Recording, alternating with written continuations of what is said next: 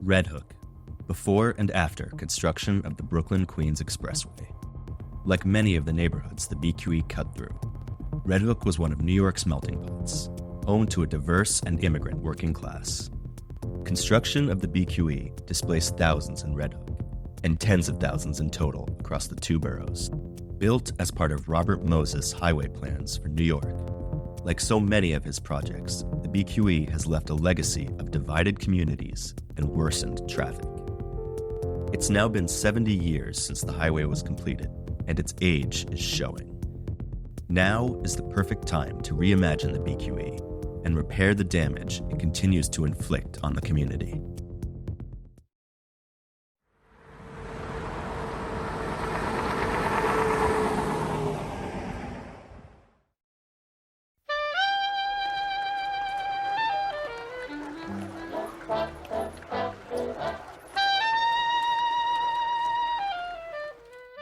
By the 1920s, New York had become the world's largest city, with a population of nearly 6 million.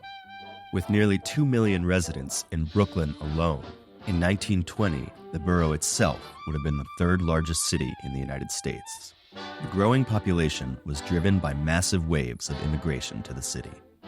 Beginning in the late 19th century and continuing through the first half of the 20th, millions moved to New York from around the world and from within the United States. Between 1900 and 1910 alone, New York's population increased by 1 million people, many of them immigrants from Europe, fleeing economic and political turmoil, and searching for new opportunity in America. Having arrived in New York Port, they never left New York, and they built New York, and New York's population simply exploded in the years from, let's say, 1880 to 1920. As fast as it had been growing, it now just exploded. Part of that was New York, besides being the country's biggest port, was also the country's largest manufacturing center and industrial center. And that had been true since the opening of the Erie Canal, if not before.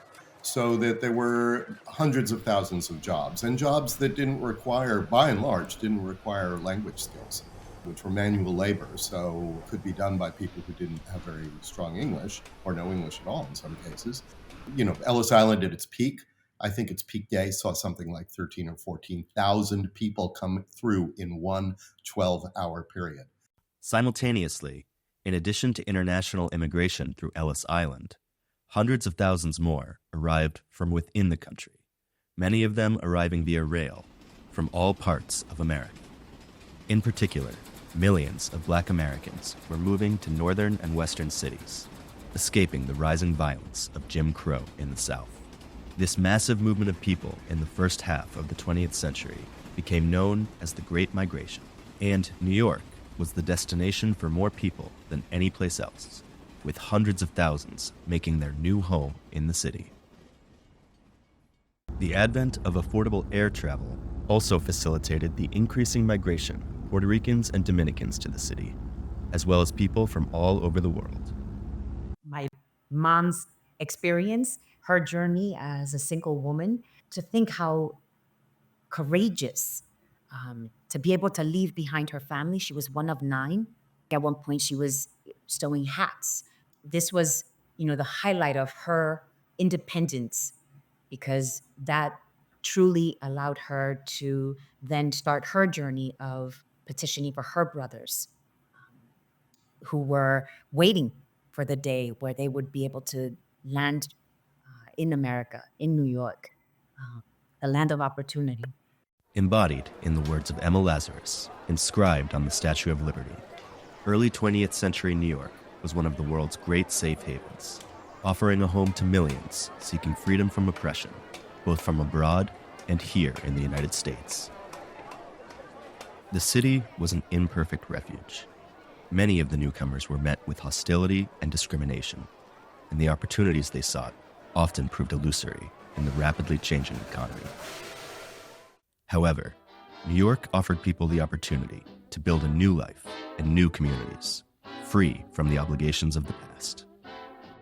Across the city, from the Lower East Side to Williamsburg, from Harlem to Bedford-Stuyvesant, from Chinatown to Flushing, from the South Bronx to Flatbush, These newcomers formed some of the most vibrant and dynamic communities in the world. One of the inevitable results of this massive human wave of immigration was traffic, and lots of it. By the 1920s, Manhattan and Brooklyn were perpetually congested, as increasing numbers of people and vehicles fought for limited street space, and passengers crammed onto overloaded trains. While New York City's transportation infrastructure was some of the most impressive in the world, on par with cities like London and Paris, something needed to be done to meet the constantly rising demand.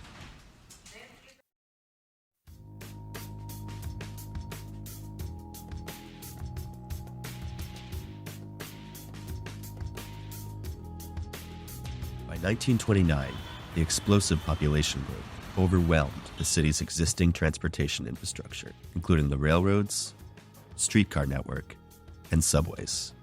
The problem was especially acute in Brooklyn. By the 1880s and 90s, Brooklyn was becoming the other great immigrant city and growing quickly, largely a combination of tenements and row houses, densely packed, laid out along the streetcar lines and then the elevated lines, and then finally the subway lines. And people got around by public transit. By 1920, no one has a car. Everybody gets to and from work by streetcar or subway and school or walking. For the relative few that could afford cars during this era, the existing vehicular crossings between the boroughs were increasingly jammed, especially the routes onto the island of Manhattan. In response to this crisis, planning experts formed the Regional Plan Association, which laid out the first comprehensive transportation plan for both the city and the larger tri-state area in 1929.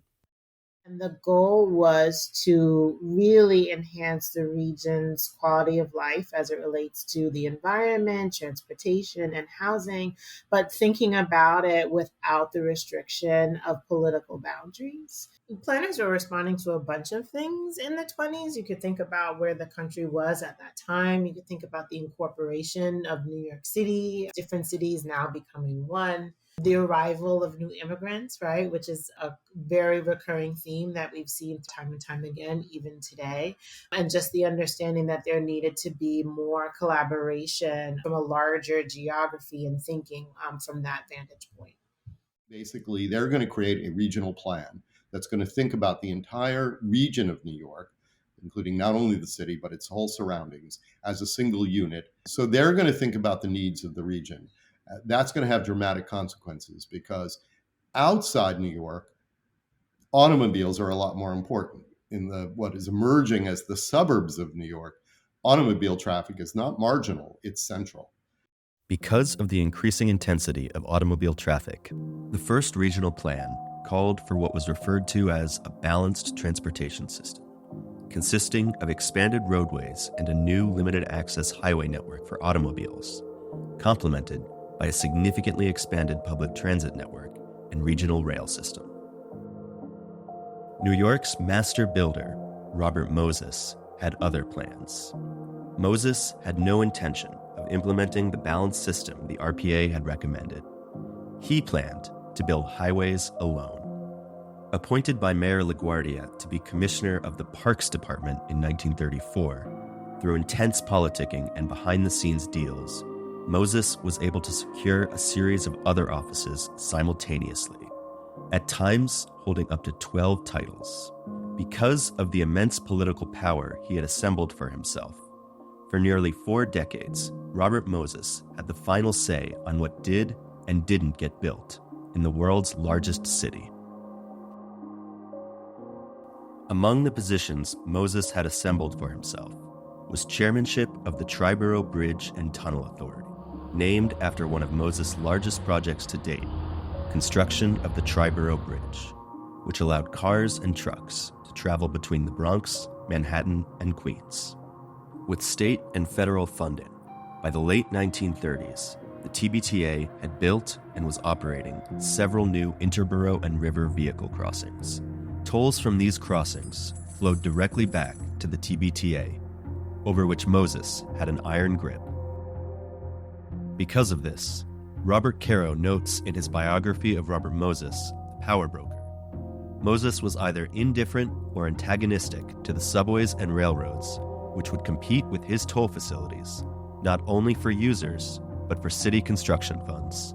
Caro also notes Robert Moses's contempt for those who relied on public transit, in particular, low-income and non-white communities.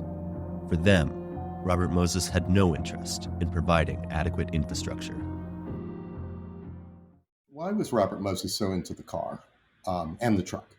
Why did he love the internal combustion engine so much? If only he could have built subways, imagine where we would be. Well, he didn't want to build subways. The companies that ran them were private companies, and they were already in financial trouble by the 30s. So one of the simple reasons is that Robert Moses was an opportunist. He just went where the lights were green, no pun intended. He went with the car because the car was the new thing. The car was the middle class thing. More money was involved with the car.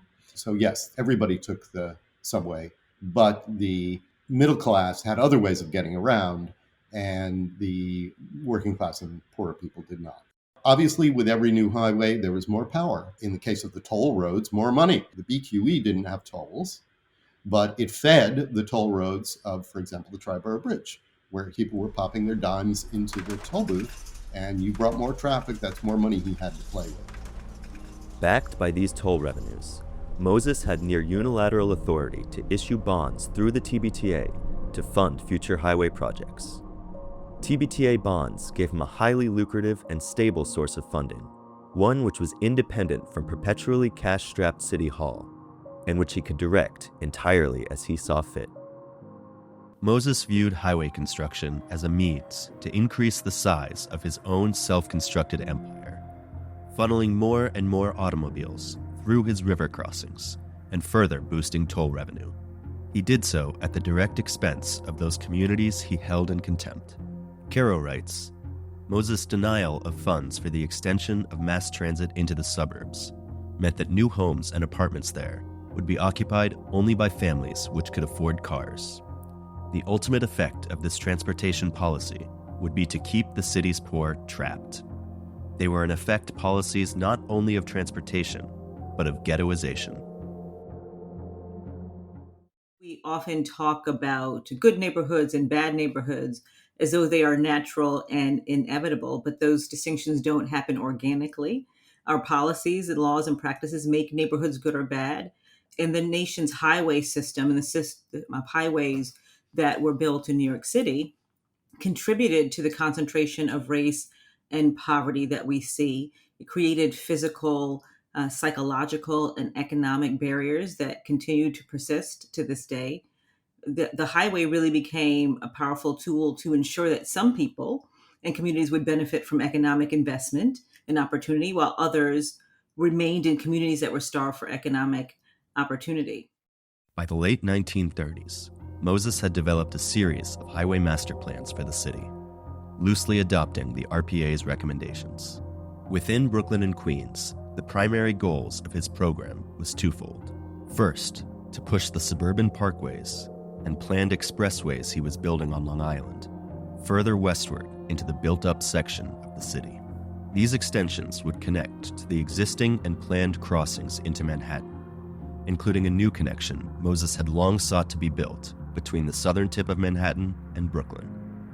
These connections would provide suburban motorists with easy access to the job centers of Midtown, the financial district, and downtown Brooklyn.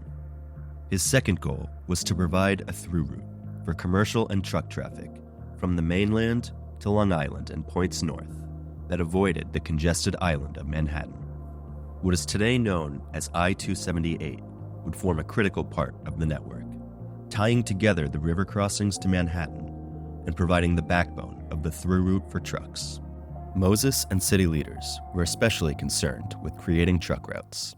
And there was a lot of concern that New York was going to lose its status and lose all those jobs if it didn't do something to accommodate truck traffic, which was now growing, as a way to move goods around. And so the idea came, wouldn't it be a good thing if we could build a north-south expressway that would basically touch almost every one of the industrial districts along the East River and the Bay. He truly believed that the shift of New York from rail-based transit to rubber-based transit was a good thing. He thought it was going to help keep a city that had basically been built in the 19th century competitive and modern in the middle of the 20th century. It would be built in sections, starting with the Gowanus Expressway, connecting the Belt Parkway to the new Brooklyn Battery Tunnel. Next would be the Brooklyn-Queens Expressway itself, cutting north to link the Gowanus with the rest of the Manhattan crossings and the routes to suburban Long Island.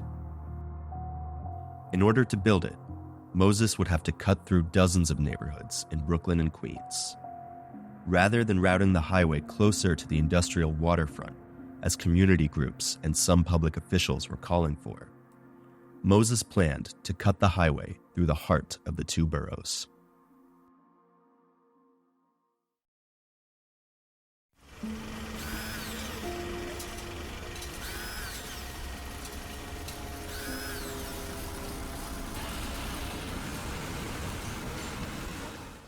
The first section of the BQE to begin construction was the Gowanus Parkway in 1939.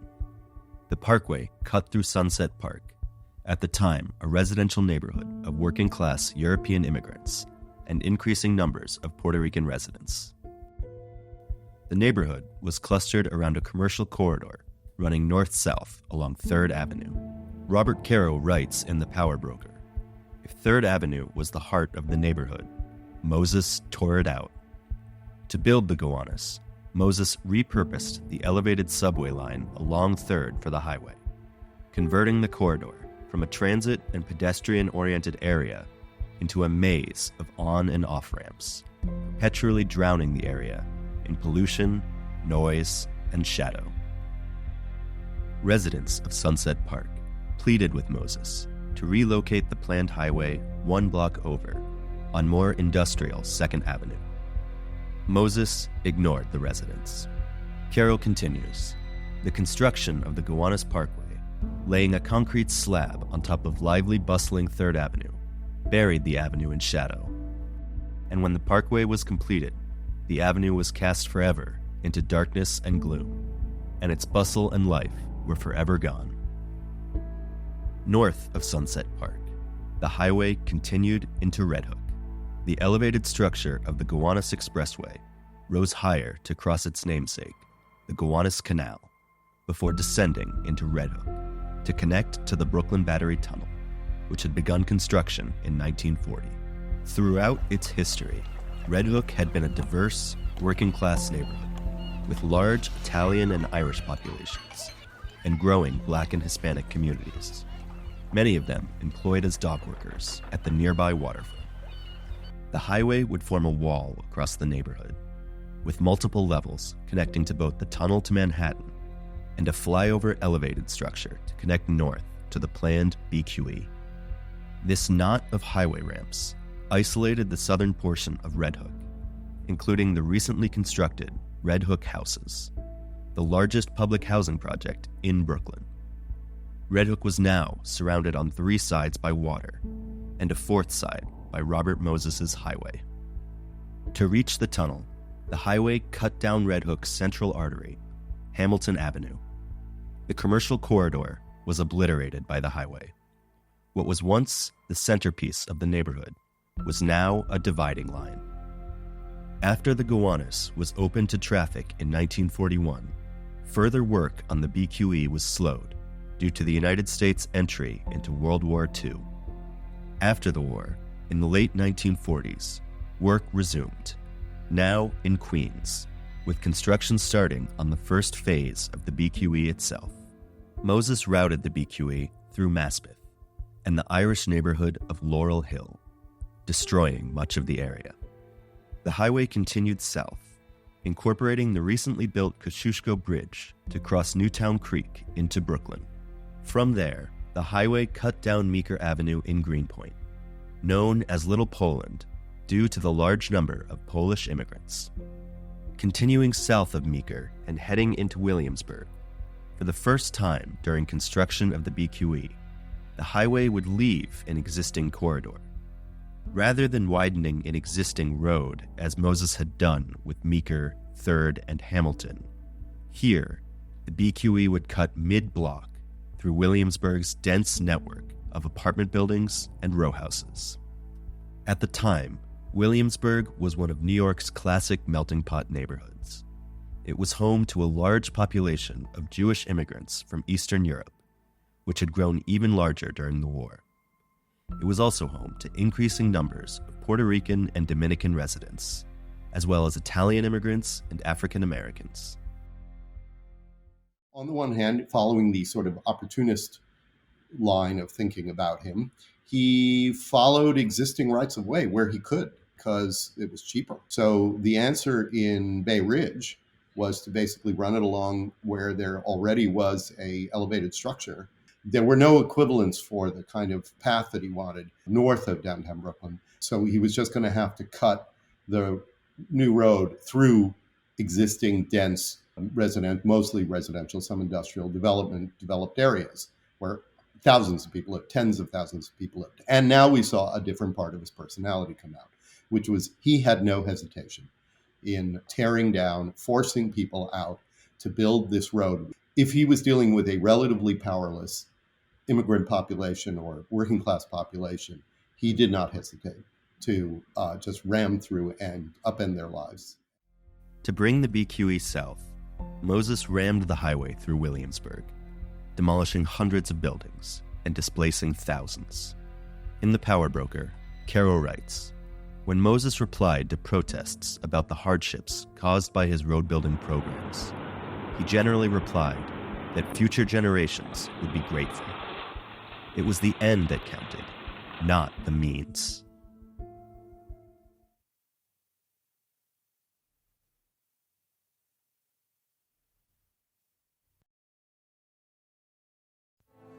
Those personally affected adversely, or he thinks he is, he's going to be opposed to you.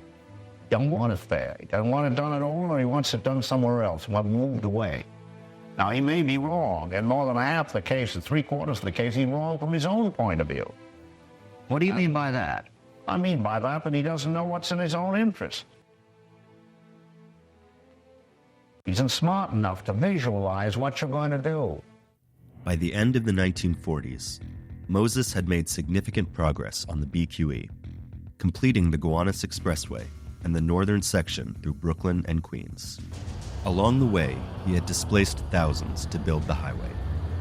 By 1950, across the city, Moses's projects had displaced nearly 150,000 people, a number that would only continue to climb, ultimately reaching over 250,000.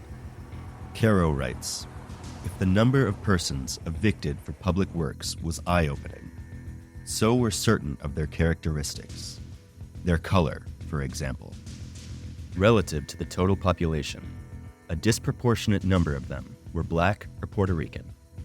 The majority of the rest were recent immigrants. All of them were working class. Highways in New York City displaced white folks, they displaced Black and brown folks. The housing displacement was particularly difficult for inner city Black residents and Latino residents because the housing supply was already inadequate prior to the demolition for the highway. And the boundaries of these communities were really policed and constrained by racial segregation. When possible, some dislocated residents found housing as close to their old fractured neighborhoods as possible. But the destruction of homes to build the highway depleted that overall housing stock, increasing overcrowding and homelessness. The manner in which he was evicting tenants was worth noting too. A 1960s investigation into Moses's tactics had found widespread use of predatory practices, forcing property owners to sell far below market price, and with renters receiving no assistance at all. The report found that the percentage of displaced families that had been admitted to public housing was pathetically small.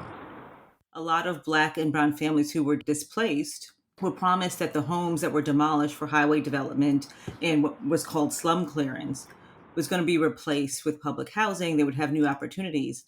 But those homes were bulldozed before new construction began, and they were forced to find housing in already segregated communities that were often already overcrowded.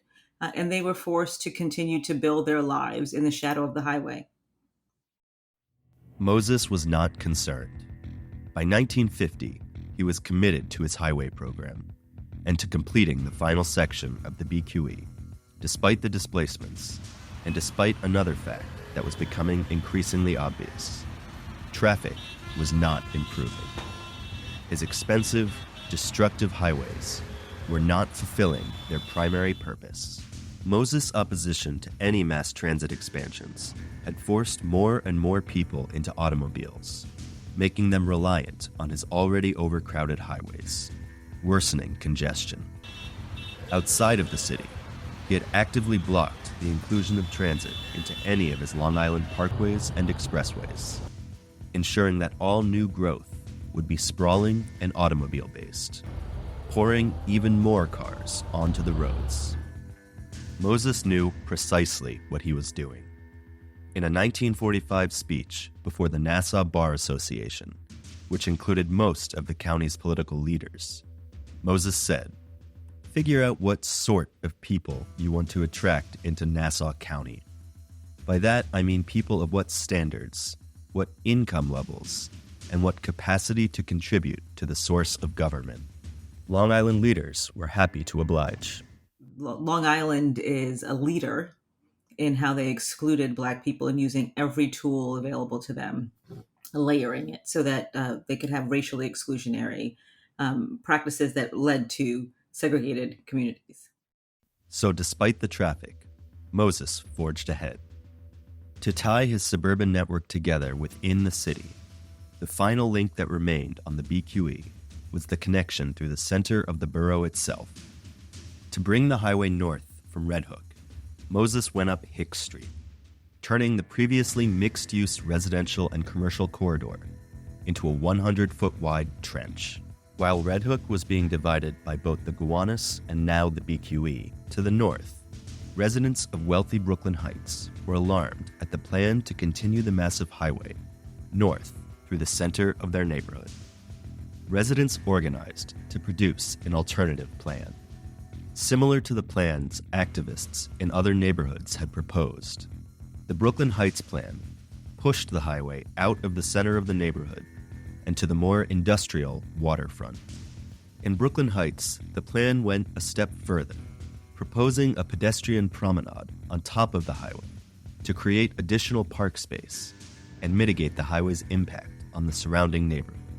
While the pleas of immigrant and non-white neighborhoods had been ignored, Moses could not ignore Brooklyn Heights, and he was reluctantly forced to adopt their plans. He wanted to cut through the middle of Brooklyn Heights, but what he discovered was the people of Brooklyn Heights, who were pretty moneyed and old families of New York, could fight him. The highway would be built to go around the neighborhood rather than through it.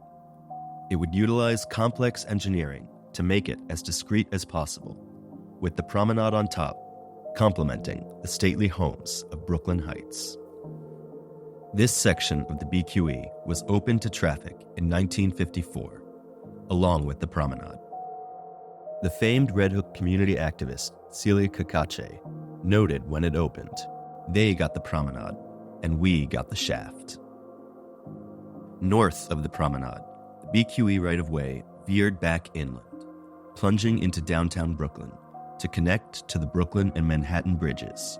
Construction of the highway in the 1950s fundamentally altered the urban fabric of downtown Brooklyn, along with simultaneous urban renewal projects that sought to clear what planners had deemed to be blighted neighborhoods. Before the BQE had destroyed much of downtown's existing built fabric, it had been not just the economic core of the borough, but also a major cultural and social focal point. In the 19th century, prior to the Civil War, downtown was a major center of abolitionist leadership, hosting several safe houses as part of the Underground Railroad. By the mid-20th century, the neighborhood housed tens of thousands of low-income residents, working at the nearby docks and Navy Yard, or commuting to other parts of the city using downtown's excellent transit connections. After the highway and renewal projects, and until relatively recently, the neighborhood had been transformed from a mixed-use community into a 9-to-5 business district, with much of the land having been given over to the interchanges connecting between the new BQE and the Manhattan and Brooklyn bridges. Replacing the brownstones and small apartment buildings were vehicle ramps, government buildings, and far fewer units of public housing, most of which was divided from the new downtown by the BQE.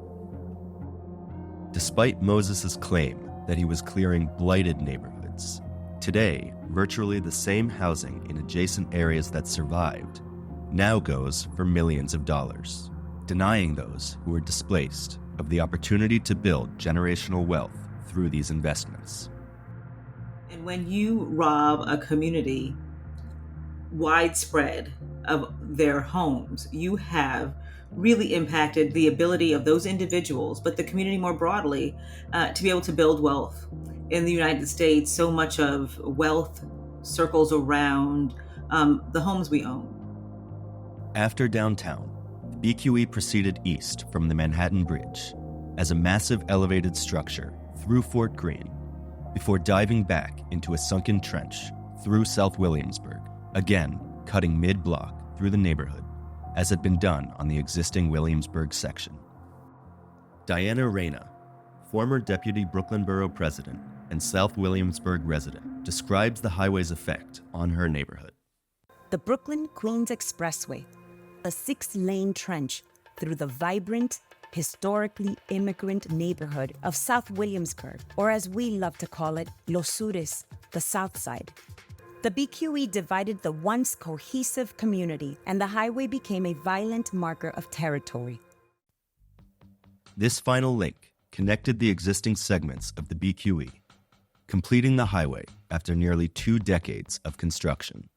During the project, Moses had rented a room in a hotel overlooking part of the construction site, watching as the machines cut through mile after mile of densely packed houses. One of his attendants during this period noted, "I never saw Moses look happier than he did when he was looking down out of that window."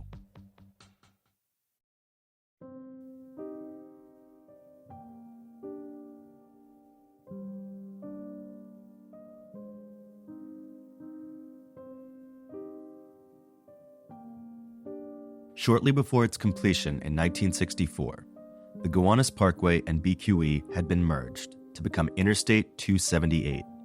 Becoming part of the new interstate highway system, created in 1956, meant that Moses could now tap into federal funding for additional widenings to the BQE throughout the 1960s. Moses's highway projects didn't just benefit from the federal interstate money. He had been one of the primary proponents of the legislation which had provided it. The 1956 Federal Highway Act, which Moses had lobbied for, would provide states with a 90% federal funding match for highway construction, encouraging countless cities around the country to build their own urban highway networks in the form of the interstate. The tactics Moses had used in building the BQE and the other highways in the region had heavily influenced the development of the interstate highways, not just in the routes that the highways would take in other cities outside of New York, but also the officials who were implementing them around the country. Caro writes, "Robert Moses was not only a friend of the federal road builders, he was their idol." It's the idea of linking the building of inner-city expressways and the destruction of urban housing was popularized in large part by Robert Moses. In the 1950s, he promoted his ideas around the country, and it was the idea that new urban expressways had to go right through cities and not around them if they were going to accomplish their purpose. Locating city entering routes through those communities, he thought, would not only improve the flow of traffic, but also have the added benefit of eradicating what he believed to be longstanding eyesores and blights. And so Moses became a leading advocate for displacing these communities to build the highway system, and the ideas were widely adopted around the country. By cutting through the built-up areas of Brooklyn and Queens and spurring the development of new automobile-dependent suburbs further out on Long Island, the highways the BQE had tied together facilitated white flight. During the 60s and 70s, the highways had provided a means for those who could to leave the worsening conditions of the city. Gigantic demographic move of white middle-class people out of the denser parts of the city and to new suburban neighborhoods could not have been possible at the scale it was possible without the building of the highway system. Many of the white people who were displaced by the highways or who didn't want to live in the shadow of the highway were able to find even better and sometimes more desirable housing in our growing suburbs. And the highways made that easier, connecting far-flung suburban communities, developing suburban communities to economic opportunities in the city. Of course, the same wasn't true for Black and brown families. They would have loved to have the opportunity to build homes in the suburbs, but racial zoning laws, redlining, racial covenants, and segregation left very few options for them. Non-white families, barred from moving to the new suburbs due to practices such as the use of racially restrictive covenants, often had no other option but to remain. For those who did, an increasingly Black and Hispanic population, conditions around the highways such as the BQE continued to deteriorate. And then the highway also became this barrier where it prompted people to disinvest in multiple ways, disinvest from that community economically, not get off the highway to stop and shop in that community. The same people who devised and built the highway system also underfunded existing infrastructure in areas that were decimated by the highways. And then the migration of large numbers of taxpayers out of city centers significantly decreased the tax base that was available to support public services. Even as an improving economy, resilient communities, and neighborhood activism led the city into recovery in the 1980s, the problems with the highway have continued. To this day, traffic has not improved.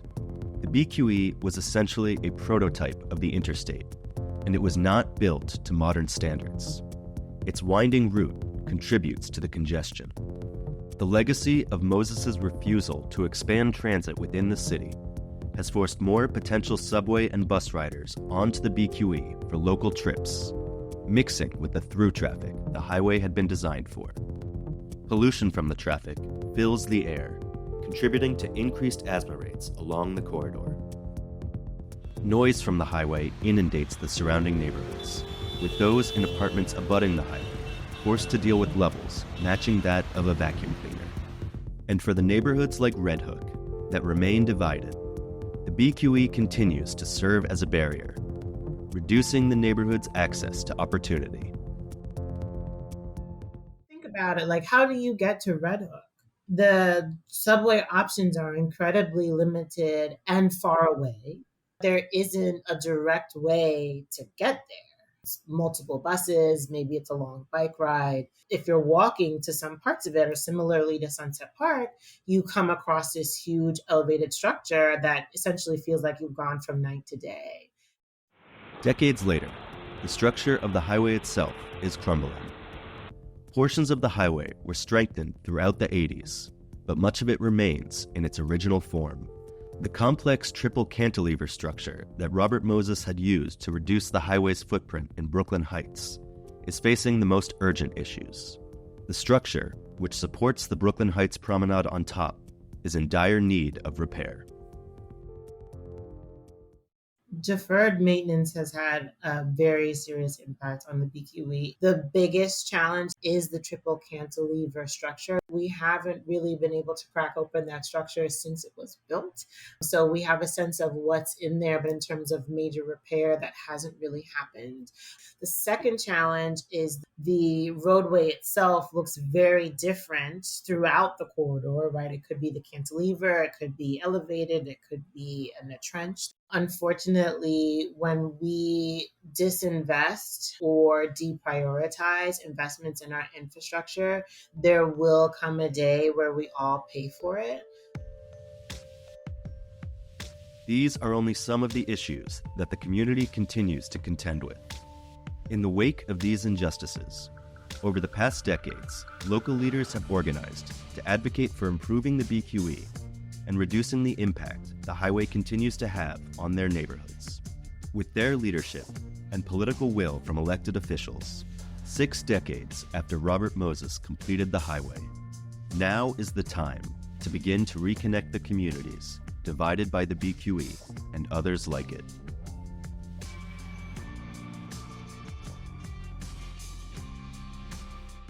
Do you live by the BQE highway and ever wonder why it's so loud in your neighborhood, dirty, and even unsafe to cross the street? Pollution from highways contributes to asthma in our children, and our communities deserve better. That's why we started the BQE Environmental Justice Coalition, so we can actually address the negative effects that this highway has on our communities and our health. We need a just way, not the highway. All of us know how intimidating it is to cross the street underneath the highway with trucks rushing by in front of you, cars bouncing about above you, and dirty storm water dripping on your freshly washed hair. We don't have to put up with this. We need to hold our agencies accountable. We deserve